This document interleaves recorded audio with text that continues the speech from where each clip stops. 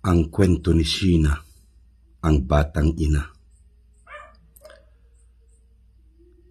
Tayo ay hindi na lubhang nagtataka sa kasalukuyan kung ba't dumarami ang mga babae na nabubuntisan. Ang iba'y bata pa at umaasa pa sa mga magulang sa hirap ng buhay sa pagkaay halos nag-aaragawan. Dala na rin yata ng pagkaing instant kaya dumarami, kaya nadadamay maagang na-fertile ang mga babae. Mga fertilizer na nagpapaagad, mabilis lumaki. Manok ay 1 month lang, ang baboy ay 3 months kapag siniswerte. O di kaya sila'y nabiktima lamang ng pagkakataon dahil nakikita sa kasalukuyang sayaw ng panahon. Isang halimbawa ang kapitbahay kong maputi at balbon, saksakan ng gandat para lang mistisa sa pilik at ilong. Parang kailan lang tandang-tanda ko pa ay maliit pa siya, na pinasususo at kasakasama ng mahal niyang ina. Parang hinihipan ang kanyang paglaki, ngayoy dalaga na.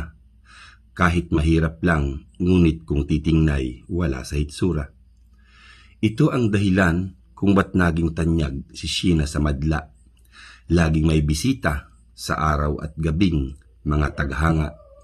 Hindi maiwasang may nagkakasabay na mga binata dahil sa iringan ay nagrarambulan pag nagkakasama.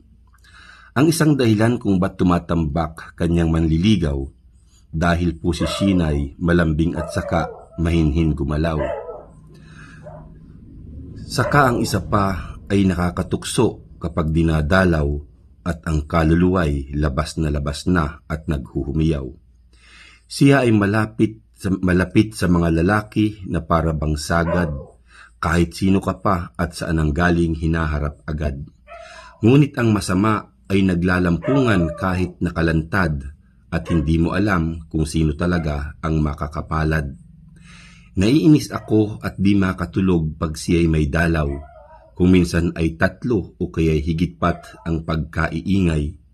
Ewan ko ba naman at kung bakit sadyang malimit ang away pag ang mga ito sa panliligaw ay nagkakasarabay.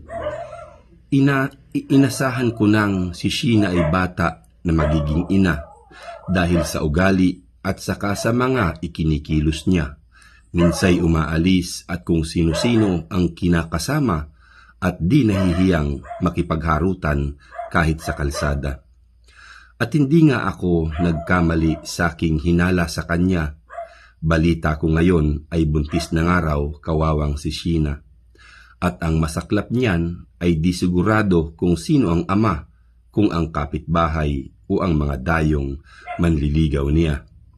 Ngunit ng mga anak, si Sheena ay agad nalaman kung sino ang siyang nakabuntis sa daming nanligaw paro't parito.